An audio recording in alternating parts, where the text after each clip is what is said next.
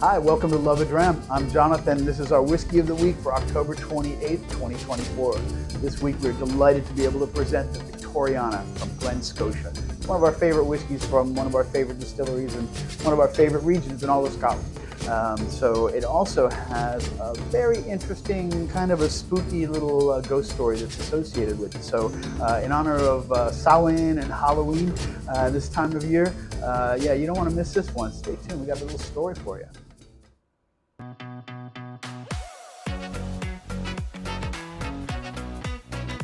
Welcome to Love-A-Dram, Scottish whiskey evangelism. Here we celebrate the finest beverage on the planet, single malt Scottish whiskey.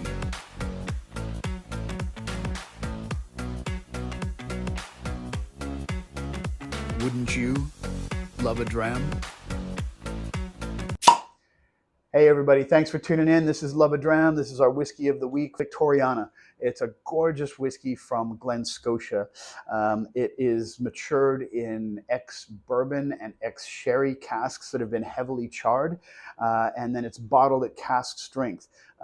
This version that I have is bottled at 51.5%. I understand that more recent editions are bottled slightly higher at about 54.2%. So it makes for a brilliant whiskey experience. It is a non-age statement. But yeah, that doesn't really matter. It's just right. It's a really great expression, and it's complex. It's more of a deep dive into flavors. It'll challenge your tongue. It'll challenge your nose a little bit. There's a lot going on in this dram. On the color, absolutely gorgeous. Just rich, deep amber, golden amber color. The nose, sweetness, some fruit, a little maybe some blackberries, and a little bit of caramel, like torched caramel. Just absolutely delightful. No hint of smoke on the nose. On the tongue, you get a beautiful mixture of some smoky peatiness and sweetness coming from both the bourbon and the sherry casks. It's like almost burnt toast that's been covered with some jam, and it's got that sweetness, but also that sort of a little bit of a bite from the charring that's going on, and it's just right. It's really lovely.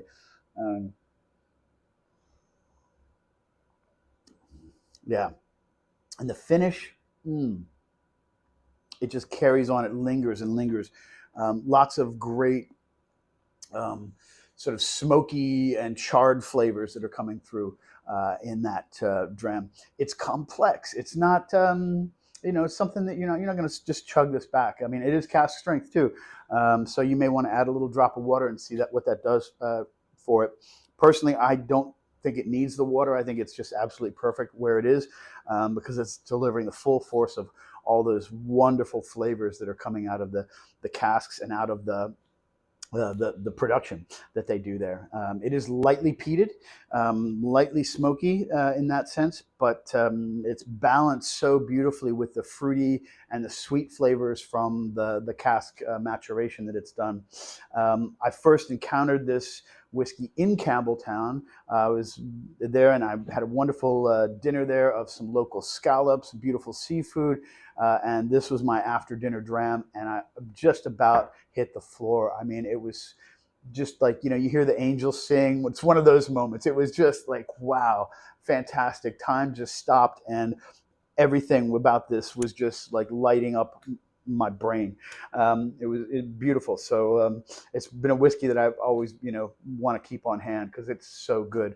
As are just about anything that Glen Scotia makes. I, have yet to have a bad Glen Scotia. They're a fantastic distillery. Look, Campbelltown is a wonderful peninsula. It's located on the west coast of Scotland. At one time in the Victorian era, it did have about 36 distilleries operating there, and cycles of economic boom and bust basically wiped out the entire industry there, and there are only 2 distilleries left. So in 1999, they did revitalize and reopen Glen Scotia, and that was also done with a lot of help from the Mitchell family. In fact, they sent a bunch of the Springbank, another distillery that's there in Campbelltown. You have Springbank, Kilkerran, and Glen Scotia currently operating. There are at least one new distillery, I believe, that's coming online. I'm sorry, I forgot the name of that one, but there is one more coming. So that's fantastic news for Campbelltown. It's great to see this revitalized. They actually sent employees from Springbank over to help start Glen Scotia. The Mitchell family that knew that this was an important thing to have the appellation of Campbelltown and to be able to rekindle that. And by Scottish law, you have to have at least 3 distilleries to have the appellation. And by appellation, I mean like Highland, Speyside, Lowland, Islay, or Campbelltown. That's, that was part of the process with that. But the story, with this distillery goes back to 1832 when it was first opened. And cycles of opening, closing, getting bought out by this company and that company. Eventually the distillery did close and it was reopened in '99.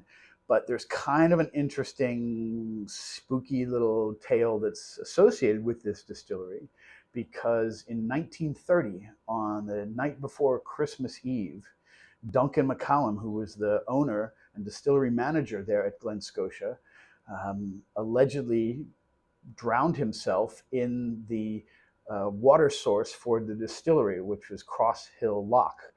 And there's some that say he drowned himself. There's some that say maybe foul play was involved. There were definitely, he had kind of been wiped out by some shady business dealings. And so, the suicide thing kind of fits, but there are also tales that I've heard that maybe it was not suicide. Maybe it was something else. So his spirit, his ghost, is said to still haunt the distillery to this day. And there are apparently areas of the distillery where employees just flat out refuse to go into after dark.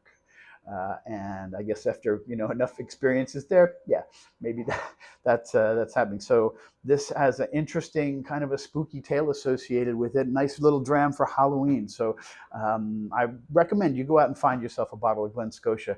Victoriana can be sometimes a little hard to find, even though it is part of the core line. But don't give up. Keep looking for it. Keep asking for it. And if you see any Glen Scotia, it's fantastic. They also have some interesting duty-free bottles. So if you happen to be traveling, they have some duty-free exclusive expressions that are also very, very good. So yeah, the Victoriana from Glen Scotia. This is our whiskey of the week for October the 28th. I hope you guys have a wonderful Samhain, lovely Halloween, whatever, and enjoy this beautiful fall season. From us here at Love-A-Dram, thanks so much. It's fun.